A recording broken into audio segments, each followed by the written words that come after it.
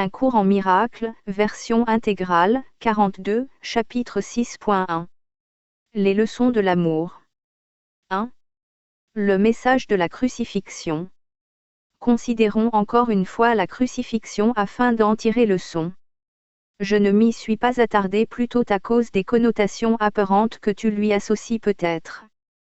Le seul point sur lequel j'ai insisté jusqu'à présent, c'est qu'il ne s'agissait pas d'une forme de punition.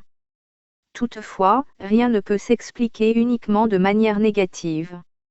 Il y a une interprétation positive de la crucifixion qui est entièrement dénuée de peur et dont l'enseignement, s'il est compris correctement, est donc entièrement bénin.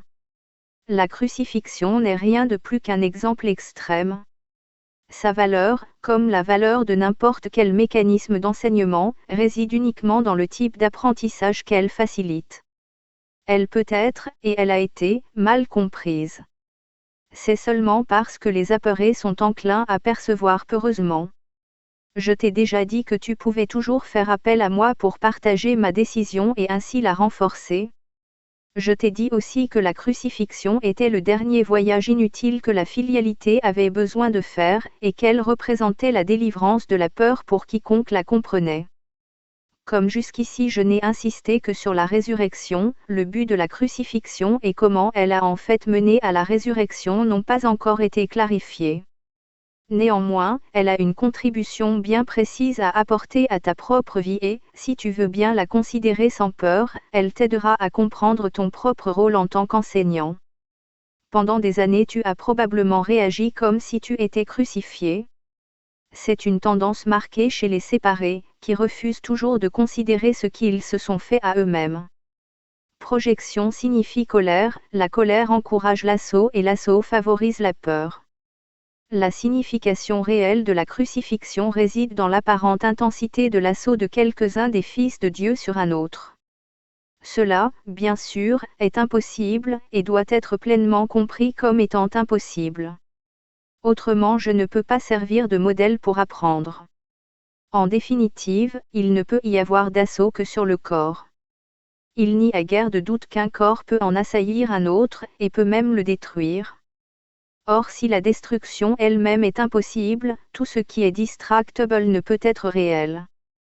Par conséquent, sa destruction ne justifie pas la colère. Dans la mesure où tu crois qu'elle le fait, tu acceptes de fausses prémices et tu les enseignes à autrui. Le message que la crucifixion était censée enseigner, c'est qu'il n'est pas nécessaire de percevoir une quelconque forme d'assaut dans la persécution, parce que tu ne peux pas être persécuté. Si tu réponds par la colère, tu dois t'assimiler au distractable et donc tu te regardes toi-même d'une manière insane. J'ai expliqué clairement que je suis comme toi et que tu es comme moi, mais notre égalité fondamentale ne peut être démontrée que par une décision conjointe. Tu es libre de te percevoir comme persécuté si tel est ton choix. Quand tu choisis de réagir ainsi, toutefois, tu devrais te rappeler que j'ai été persécuté comme le monde en juge, mais c'est une évaluation que je ne partageais pas. Et parce que je ne la partageais pas, je ne l'ai pas renforcée. J'ai donc offert une interprétation différente de l'attaque, interprétation que je veux partager avec toi. Si tu y crois, tu m'aideras à l'enseigner. Comme je l'ai déjà dit, comme tu enseignes, ainsi tu apprendras. Si tu réagis comme si tu étais persécuté, tu enseignes la persécution. Ce n'est pas une leçon qu'un fils de Dieu devrait vouloir enseigner s'il doit se rendre compte de son propre salut. Plutôt, enseigne ta propre parfaite immunité, qui est la vérité en toi, et rends-toi compte qu'elle ne peut pas être assaillie. N'essaie pas de la protéger toi-même, car ce serait croire qu'elle peut être assaillie. Il ne t'est pas demandé d'être crucifié, ce qui faisait partie de ma propre contribution à l'enseignement. Il t'est seulement demandé, face à des tentations beaucoup moins extrêmes de mal percevoir, de suivre mon exemple et de ne pas les accepter comme fausse justification à la colère. Il ne peut y avoir de justification à l'injustifiable. Ne crois pas qu'il y en ait, et n'enseigne pas qu'il y en a. Rappelle-toi toujours que ce que tu crois, tu l'enseignes. Crois avec moi, et nous deviendrons égaux en tant qu'enseignants. Ta résurrection est ton réveil. Je suis le modèle de la Renaissance, mais la Renaissance elle-même n'est que l'émergence dans ton esprit de ce qui s'y trouve déjà. Dieu lui-même l'a placé là, ainsi est-ce vrai à jamais. J'ai cru en cela, et je l'ai donc accepté comme vrai pour moi. Aide-moi à l'enseigner à nos frères au nom du royaume de Dieu, mais d'abord crois que cela est vrai pour toi, ou tu enseigneras mal. Mes frères dormaient dans le soi-disant jardin des supplices, mais je ne pouvais pas être en colère contre eux parce que je connaissais que je ne pouvais pas être abandonné. Je suis désolé lorsque mes frères ne partagent pas ma décision de n'entendre qu'une seule voix, parce que cela les affaiblit comme enseignants et comme apprenants. Je connais pourtant qu'ils ne peuvent pas réellement se trahir eux-mêmes ni me trahir, et que c'est toujours sur eux que je dois bâtir mon Église. Il n'y a pas de choix en cela parce qu'il n'y a que toi qui puisse être le fondement de l'Église de Dieu. Une Église se trouve là où il y a un autel, et c'est la présence de l'autel qui rend l'Église sainte. Une Église qui n'inspire pas l'amour a un autel caché qui ne sert pas le but que Dieu lui destinait. Je dois fonder son Église sur toi, parce que ceux qui m'acceptent pour modèle sont littéralement mes disciples. Les disciples sont ceux qui suivent, et si le modèle qu'ils suivent a choisi de leur épargner la douleur sous tous les rapports, ils seraient mal avisés de ne pas le suivre. J'ai choisi, pour ton bien et pour le mien, de démontrer que l'assaut le plus monstrueux, tel que l'ego en juge, n'a aucune importance. Selon le jugement que le monde porte sur ces choses, mais point selon la connaissance que Dieu en a, j'ai été trahi, abandonné, battu, déchiré et finalement tué. Il était clair que c'était uniquement à cause de la projection des autres sur moi, puisque je n'avais noué à personne et nombreux étaient ceux que j'avais guéris. Nous sommes encore égaux en tant qu'apprenants, quoique nous n'ayons pas besoin d'avoir des expériences égales. Le Saint-Esprit se réjouit quand tu peux apprendre des miennes, et par elles être réveillé à nouveau. C'est leur seul but, et c'est la seule façon pour moi d'être perçu comme la voie, la vérité et la vie. Quand tu entends une seule voix, tu n'es jamais appelé à faire des sacrifices. Au contraire, en étant capable d'entendre le Saint-Esprit en autrui, tu peux apprendre des expériences de l'autre et en tirer profit sans en faire toi-même l'expérience directe. La raison en est que le Saint-Esprit est un, et quiconque écoute est inévitablement porté à démontrer sa voix pour tous.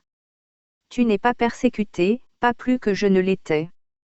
Il ne t'est pas demandé de répéter mes expériences parce que le Saint-Esprit, que nous partageons, rend cela non nécessaire. Pour utiliser mes expériences de façon constructive, toutefois, tu dois encore suivre mon exemple dans la manière dont tu les perçois. Mes frères et les tiens sont constamment occupés à justifier l'injustifiable. Ma seule leçon, que je dois enseigner comme je l'ai apprise, est qu'aucune perception qui est en désaccord avec le jugement du Saint-Esprit ne peut être justifiée.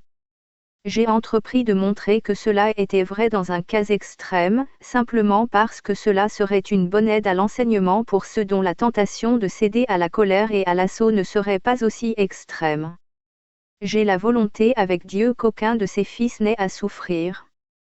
La crucifixion ne peut pas être partagée parce que c'est le symbole de la projection, mais la résurrection est le symbole du partage parce que le réveil de chaque fils de Dieu est nécessaire pour permettre à la filialité de connaître son entièreté.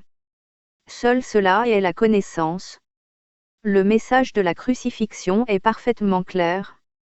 N'enseigne que l'amour, car c'est ce que tu es. Si tu interprètes la crucifixion de toute autre façon, tu l'utilises comme une arme d'assaut plutôt que comme l'appel à la paix qu'elle était censée être. Les apôtres l'ont souvent mal comprise, et pour la même raison que quiconque la comprend mal. Leur propre amour imparfait les rendait vulnérables à la projection, et c'est leur propre peur qui les a fait parler de la colère de Dieu, comme arme de sa vengeance. Ils ne pouvaient pas non plus parler de la crucifixion tout à fait sans colère, parce que leur sentiment de culpabilité les avait mis en colère. Voici quelques exemples de pensée sens dessus-dessous dans le Nouveau Testament, bien que son évangile ne soit en réalité qu'un message d'amour. Si les apôtres ne s'étaient pas sentis coupables, ils n'auraient jamais pu me citer ainsi, « Je ne suis pas venu apporter la paix, mais l'épée ». Il est clair que c'est l'opposé de tout ce que j'ai enseigné. Ils n'auraient pas pu non plus décrire mes réactions envers Judas comme ils l'ont fait s'ils m'avaient réellement compris. Je n'aurais pas pu dire, c'est par un baiser que tu trahis le Fils de l'homme. À moins de croire en la trahison. Tout le message de la crucifixion était simplement que je n'y croyais pas. La punition que je suis censé avoir appelée sur Judas est une erreur du même genre. Judas était mon frère ainsi qu'un fils de Dieu, qui faisait partie de la filialité autant que moi. Était-il vraisemblable que je le condamne alors que j'étais prêt à démontrer que la condamnation est impossible? Quand tu lis les enseignements des apôtres, rappelle-toi que je leur ai dit moi-même qu'il y avait bien des choses qu'ils comprendraient plus tard, parce qu'ils n'étaient pas entièrement prêts à me suivre à ce moment-là. Je ne veux pas que tu permettes à quelque peur que ce soit d'entrer dans le système de pensée vers lequel je te guide. Je ne demande pas des martyrs mais des enseignants. Nul n'est puni pour des péchés, et les fils de Dieu ne sont pas des pécheurs. Tout concept de punition comporte la projection du blâme et renforce l'idée que le blâme est justifié. Le résultat est une leçon de blâme, car toute conduite enseigne les croyances qui l'ont motivée. La crucifixion a été le résultat de deux systèmes de pensée clairement opposés, le parfait symbole du conflit entre l'ego et le Fils de Dieu. Ce conflit semble tout aussi réel maintenant, et ces leçons doivent être apprises maintenant comme alors. Je n'ai pas besoin de gratitude, mais tu as besoin de développer ton aptitude à être reconnaissant, qui est affaiblie, sinon tu ne peux pas apprécier Dieu. Il n'a pas besoin que tu l'apprécies, mais toi, si. Tu ne peux pas aimer ce que tu n'apprécies pas, car la peur rend impossible d'apprécier. Quand tu as peur de ce que tu es, tu ne l'apprécies pas et par conséquent tu le rejettes. Avec pour résultat que tu enseignes le rejet. Le pouvoir des fils de Dieu est présent tout le temps, parce qu'ils ont été créés créateurs. L'influence qu'ils ont les uns sur les autres est sans limites et doit être utilisée pour leur salut conjoint. Chacun doit apprendre à enseigner que toutes les formes de rejet sont insignifiantes. La séparation est la notion de rejet. Aussi longtemps que tu enseignes cela, tu y croiras. Ce n'est pas ainsi que Dieu pense, et tu dois penser comme il pense si tu veux le connaître de nouveau. Rappelle-toi que le Saint-Esprit est le lien de communication entre Dieu le Père et ses fils séparés. Si tu écoutes sa voix, tu connaîtras que tu ne peux ni blesser ni être blessé, et qu'ils sont nombreux à avoir besoin de ta bénédiction pour les aider à entendre cela par eux-mêmes. Quand tu ne perçois que ce besoin en eux, et ne réponds plus à aucun autre, alors tu t'es mis à mon école et tu as aussi hâte que moi de partager ce que tu as appris.